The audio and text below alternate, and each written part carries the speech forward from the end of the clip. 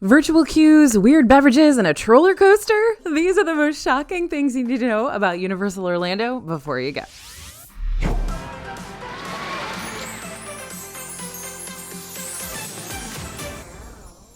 Hey everybody, it's AJ for Disney Food Blog. So Universal Orlando has really put itself in the spotlight lately, especially with all the Epic Universe news coming out. But whether you're planning a Universal trip before that third gate opens or after, it's important to expect the unexpected, even when preparing to go to Universal's currently existing parks. Universal Studios Florida, Islands of Adventure, and even Volcano Bay. So let's get the shock factor out of the way now so you're not surprised by these Universal planning factors later on. You don't want to be the one in the dark. So new parades and nighttime shows are coming soon. I'm not just talking about when Epic Universe opens up. I'm talking like in the next few weeks. Universal recently announced 2 new shows coming to their parks. The first is called Cinesational. It's a symphonic spectacular, which will officially debut on June 14th. Universal shared that the new show will celebrate the emotional power of music by leveraging the iconic scores and scenes from blockbuster films. They also added that the show is going to feature 228 fountains that reach heights up to 131 feet. There'll be 4K projection mapping, an original composition featuring newly arranged scores, and more than 600 drones. We love a drone show. Cinesational will take place in the middle of the Central Lagoon inside Universal Studios Florida. Then on July 3rd, Universal Mega Movie Parade is also going to make its grand debut inside Universal Studios Florida. This is going to feature tons of Universal favorite characters and sets from movies like E.T., Back to the Future, Jaws, Ghostbusters, Jurassic World, Minions, Sing, Trolls, and Kung Fu Panda. The parade's going to run on select days and become the park's largest parade to date with 13 new floats and over 100 performers. In honor of this debuting parade, Universal Orlando's Summer Tribute Store is going to be themed around the different films that Mega Movie will represent. Meanwhile, over in Islands of Adventure, Hogwarts Always will also debut on June 14th, 2024. This is going to be the Wizarding World's newest castle projection show that's going to take guests on a journey through iconic moments of a school year at Hogwarts. And get this, there'll be multiple endings for the new castle show too. According to Universal, Hogwarts Always will feature 4 different endings that celebrate each Hogwarts house and will culminate with a colorful pyrotechnic display. I hope you get the house that you want when you're there.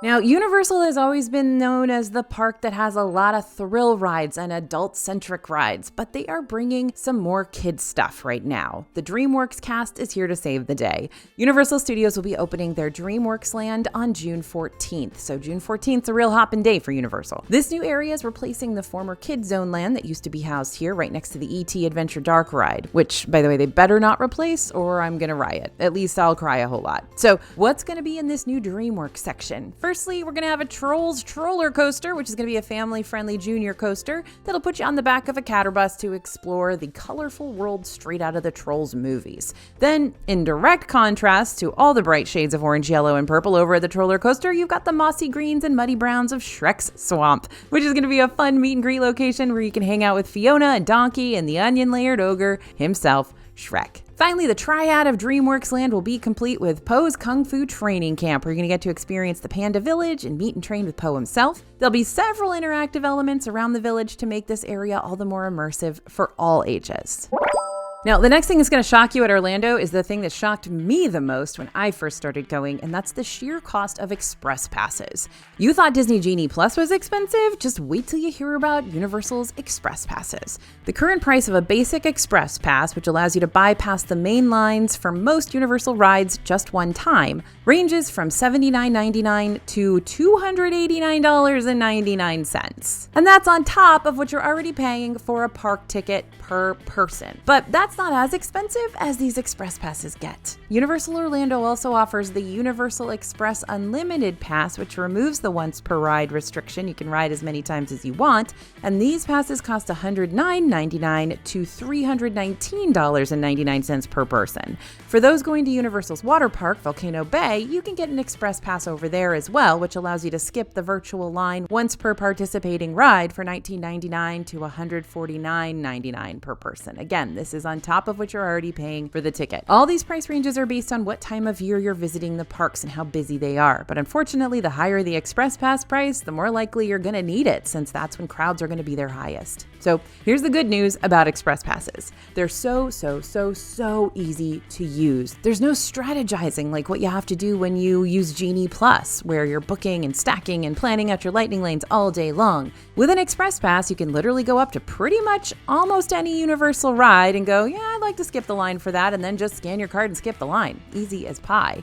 And what makes the unlimited Express Passes even better is if you're planning on staying at one of Universal's premier hotels, like Loews Royal Pacific Resort, Hard Rock Hotel, Loews Portofino Bay, because when you stay in a room at any of these locations, then you get those unlimited Express Passes for free. That's right, I said free. For everyone who's staying in your room with you. So if you've got 5 people staying in your room and the Express Passes are super expensive, like $300, then paying for a night in the hotel is potentially going to save you hundreds and hundreds of dollars. And since Universal's premier hotels range around the price of Disney's moderate resorts, you really are getting a pretty sweet deal there. So yeah, Express Passes are pricey, extremely so, but they're also convenient, and they might even be complimentary for you depending on where you decide to crash each night of your trip. So yeah, there are a lot of pros and cons when it comes to Universal's Express Passes, but one of the biggest cons for this premium line bypassing service only happens over on the Islands of Adventure side of things, and this is a shock to a lot of people as well. At Universal Studios Florida, you can use Express Passes for literally any ride park-wide, but at IOA, you can't use Express Passes on 2 of the rides here. The first is Pteranodon Flyers, which isn't a big deal. This one's for the kids anyway. And the second is Hagrid's Magical Creatures Motorbike Adventure, which is a big deal since this is the ride that gets the longest lines in the entire park. And this goes for either Express Pass that you purchase. Even if you splurge on the unlimited pass, you're still not going to be able to use it on this wizarding themed coaster. So how do you cut down your wait for Hagrid's? Unfortunately, even a 60+ minute wait may be unavoidable. The best plan of attack we've got for you is to get to this park early and hit up Hagrid's first thing. Is this what the majority of Universal's guests are doing? Yes, but it's still one of your better chances of not having to wait as long for this ride as you would if you were getting in line for it, say, midday. It's also cooler temperature-wise to wait in line when the sun's not directly beating down on you like it will be come afternoon time. If you have access to Universal's early park admission during your visit, which allows all Universal Orlando Resort hotel guests and select annual pass holders 1 hour early entry to Universal Studios Florida or Universal Islands of Adventure, or both during extra busy times of the year, then you can actually get even more of a head start to your uni day, giving you the chance to jump in Hagrid's line an hour before the general public, which is the most significant way we've found to decrease our wait time. Keep in mind that during early park admission, you'll only be able to access the Wizarding World section in Islands of Adventure, as well as VelociCoaster over in Jurassic Park. All other areas of the park will remain closed until the official park opening time. You may also want to try getting in line for Hagrid's in the last hour or so of the day, when crowds are starting to dwindle again. Now, this isn't foolproof, and you're still probably going to find yourself waiting for a significant amount of time to ride, but at least you knocked out all the other Islands of Adventure rides that you wanted to before getting in line for this one. And again, with the sun going down, you won't have to worry about melting where you stand, because a lot of this line is outside.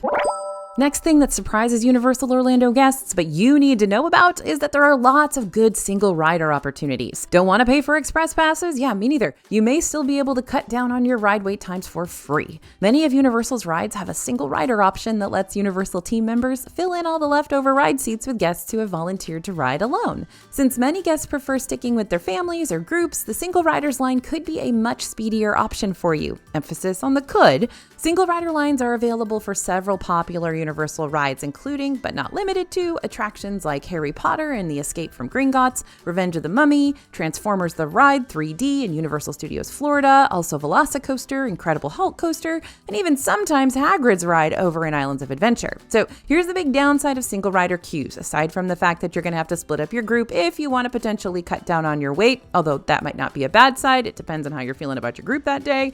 Anyway, Universal takes great pride in their ride queues, and that includes setting up the story you're about to embark on with their pre-shows. Single rider lines sometimes will weave around all the queue details and shows, or at least part of them, so make sure you're okay with sacrificing a section of the world building in exchange for, again, a potentially shorter wait. Listen, I got nothing against screen-based rides. Some of my favorite rides of all time are screen-based. Flight of Passage and Animal Kingdom, for example. But Universal Orlando has a lot of them, like a glut. And when you ride them back to back, any of you out there who are like me and have motion sensitivities might find yourself struck with a nasty stomachache or headache early on in the day. 3D screen rides can make you feel sick for two reasons. It either feels like you're moving when you aren't, so your equilibrium is set out of place, or you can experience nausea when you are actually having simulated movement to go along with the screen. It's always best to pack your preferred motion sickness relief with you in your park bag, whether that be non-drowsy Dramamine or a motion sickness patch or even ginger candies to suck on. But even if you forget or run out, you can actually pick up single doses of certain over-the-counter medications for free at Universal's first aid locations if you need them. At Universal Studios Florida, you can find first aid at Family Services at the front of the park, and at Islands of Adventure, you'll find first aid stations inside the guest services lobby to the right of the main entrance turnstiles.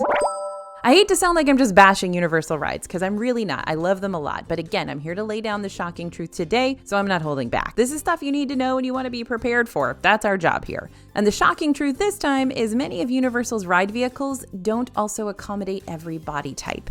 Even with Universal's tester seats that you're going to find before you enter the queues, sometimes you'll still find that a ride seat doesn't work the way it promised. And that can feel really unfair if you've already waited all that time in line to ride a ride. One of our reporters actually went to the parks with a friend recently who has a larger body type, and when that friend tried out the tester seat for Escape from Gringotts, the tester seat seemed to work for them just fine. But after standing in line for the ride and getting up to the vehicle to board, his friend couldn't get through the narrow door of the vehicle to get to the seat itself, which, as our reporter put it, was the moment when morale evaporated completely. Universal even states on their website that guests whose waistlines are 40 inches or greater may not be accommodated on select rides. So here's the good news. Certain Universal rides have more accommodating seats that aren't as clearly advertised because they're not always a guarantee. For instance, the back rows of Revenge of the Mummy and Escape from Gringotts have slightly more room than the other rows do. E.T. Adventure also has modified bench seats on the back row of one of their trains. According to our reporter who went to the parks with his friend, E.T. actually seemed to be the most accommodating ride across Universal Studios Florida. Just something to keep in mind. On the Hulk coaster, select seats will be modified with 2 seatbelts instead of just 1 to provide guests with more room. While only select rows are going to have these modified seats, typically rows 1, 4, 5, and 8, you'll be able to easily spot which seat in your row has been modified when you find the red belt buckle straps, and you can request these particular seats as well. On Harry Potter and the Forbidden Journey, the far end seats are going to give you more room than the middle ones will. For Forbidden Journey, you're just going to have to talk over the seating arrangement with your fellow group members, since you'll all be free to choose one of those end rows for yourself. But on rides like Mummy and Gringotts, where the rows are assigned for you, it never hurts to ask one of the ride crew members if you can be placed in the back row for your comfort, or on Hulk, asking for one of those modified seats. Again, back seats aren't always a guarantee, modified seats aren't always a guarantee, but more often than not, Universal will work with you to make sure you can experience the ride as comfortably as possible.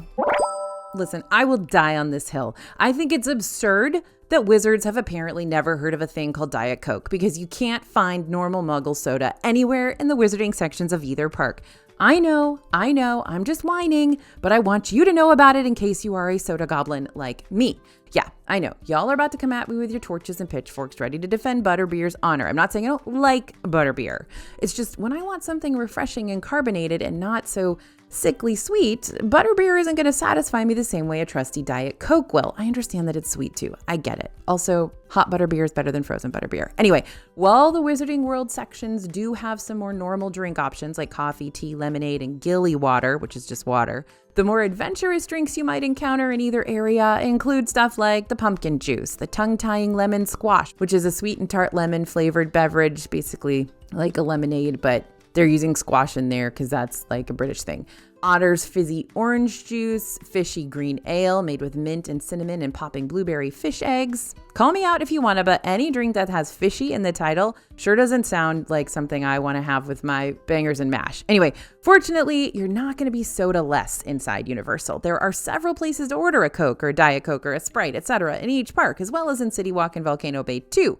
Just don't be surprised if you want to eat a meal at the Three Broomsticks and Islands of Adventure, the Leaky Cauldron in Universal Studios Florida, and you can't find any normal soda options listed on the menu. They are not there. They have never been there. You might be better off purchasing a drink at another location and carrying it on into either quick service with you.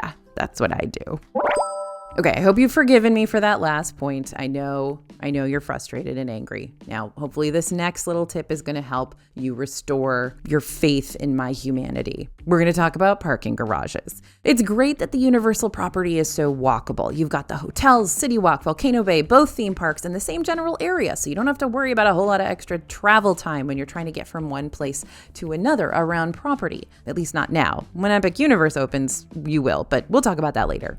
However, if you're not staying at one of the Universal hotels and you're planning on driving yourself to the parks each day, then I gotta warn you, you're gonna have quite the daily journey to deal with.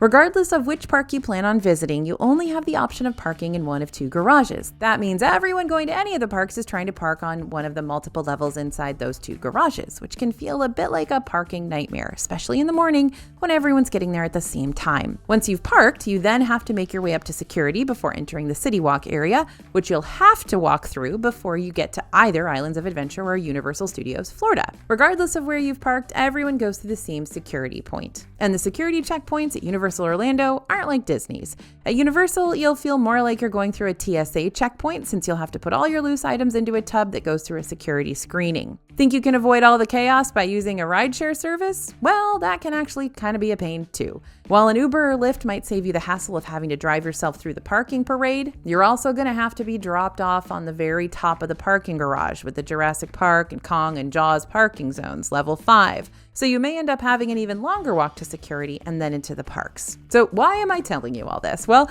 because if you're trying to get to the parks right at park opening to make the most out of those limited morning crowds and get yourself into that Hagrid's line immediately, you're not just going to be able to drive on up and waltz up to the front gate. It's going to be about a 30+ minute procedure when all is said and done. So make sure you plan accordingly. Give yourself plenty of extra time before park opening to brace yourself for all the parking garage hullabaloo. Now, like I said, it's time to talk about Epic Universe not being in the Universal bubble. Universal is expanding in a big way, and in order to get to the new third gate when it opens in 2025, you're not going to be able to just walk there like you can walk between Islands of Adventure and Universal Studios Florida. The new theme park is actually going to be located just a few miles from the existing resort in Southwest Orange County. Specifically, it'll be south of Sand Lake Road and east of Universal Boulevard, which is next to the Orange County Convention Center and about 15 minutes away from the traditional Universal Orlando complex. Interestingly, the Epic Universe site is actually closer to Disney World than it is to Universal's other parks, which will arguably make it easier for Disney guests to get over there and check things out. Now, to get to Epic Universe, you won't want to park at the main Universal parking garages by Universal's other theme parks. Instead, you're going to want to drive directly to where the new park is located.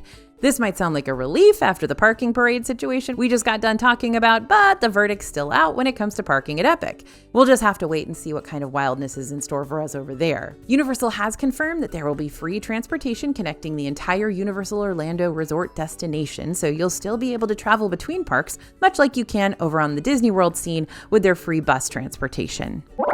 Now, Universal doesn't mess around with their water rides. This isn't a situation where I can tell you, oh, if you sit in row so-and-so, you won't get as soaked as you will in row this and that. Nope, there is no escaping getting absolutely drenched on Universal's water rides, especially if you're making a circuit over at Toon Lagoon and Islands of Adventure. Now, that's all fine and dandy. That's not the thing that's shocking. You probably already knew that. And if you're in the parks on an incredibly scorching day, it's actually kind of nice. But let me warn you, Universal's indoor locations, like restaurants, gift shops, stage shows, run cold, which is great if you're not soaked to the bone, but absolutely chilling when you are. If you need a quick dry off, guess what? I love this. Both Toon Lagoon and the Jurassic Park area have giant people dryers, like a bathroom hand dryer, if said hand dryer turns into an archway and was able to dry off a family of 4 all at once. These dryers do cost extra, like around $5 to $8 each, so if you plan on using them, prepare to pay for them and pack in as many people as you can.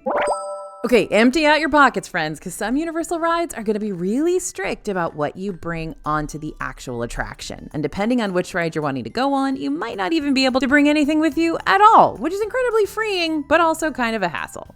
There's a no loose items policy for Universal's most intense coasters, including the Incredible Hulk coaster, Hollywood Rip Ride Rocket, and Velocicoaster.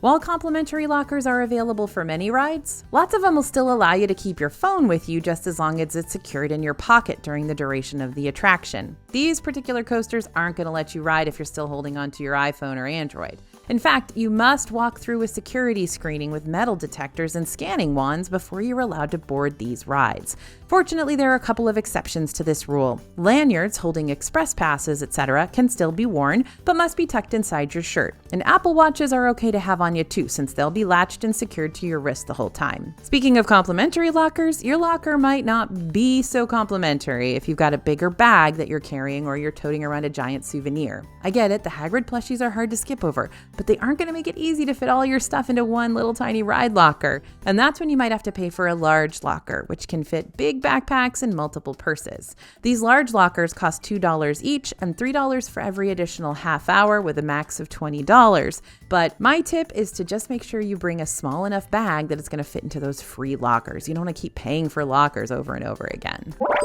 Now, overall, Universal food is okay, decent. It's cute and creative and leans into the novelty of each area pretty well, but do you find me craving any of the snacks from Universal?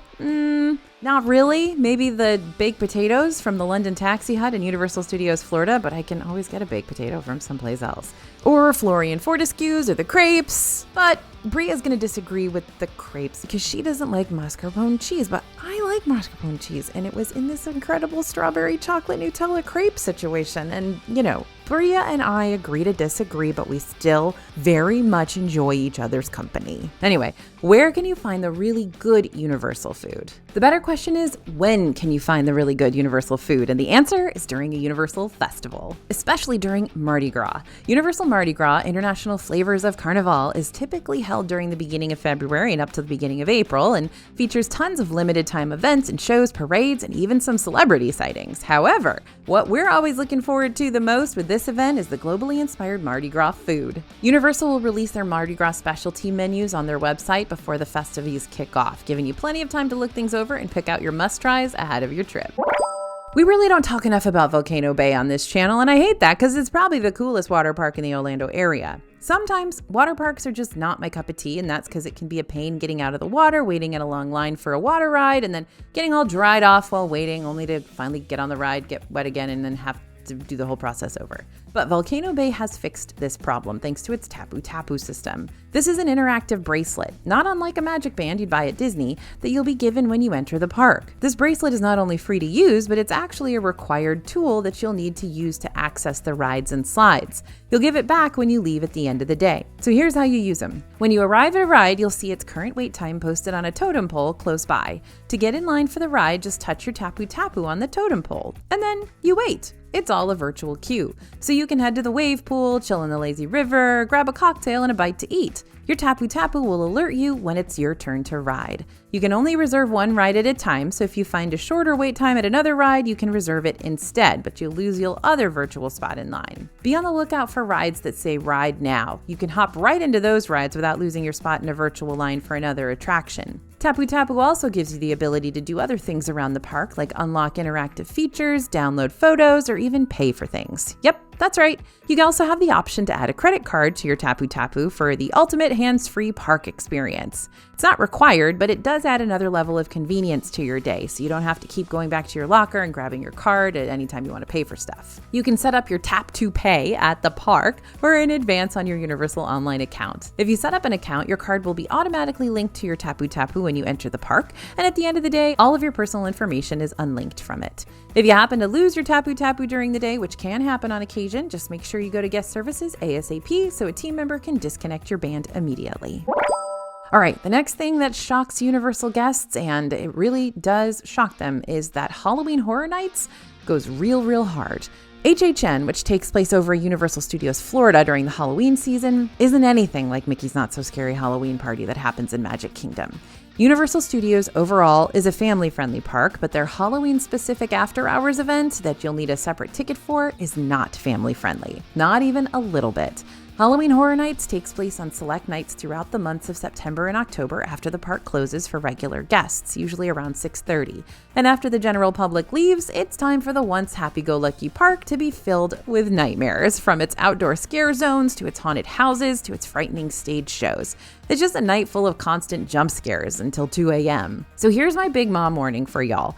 This event is intense, and there aren't any no scare lanyards available for the kids like you can find at some other Halloween theme park events in the area. So if your kids got a ticket to Halloween Horror Nights, they're going to be a jump scare target just like everyone else. They don't go easy on the kids. So please, please, please don't take your kids to this event thinking that Universal's going to water down the scares. Universal prides themselves on their horror effects and sets, and they do them a little too well. While we might be called Disney Food Blog, we got reporters in the Universal theme parks on the daily too, ready to take on that shock factor for you so you don't have to experience it during your next trip. So don't forget to keep checking back here with your good friends at DFB for more tips and tricks and news to come. And be sure to check out our Universal playlist over on our channel. That features planning videos like the Ultimate Guide to Universal Orlando 2024 and the best things to eat in Universal Orlando this year. Thanks for listening, everyone, and thanks for watching. As always, this is AJ for Disney Food Blog, and we'll see you real soon.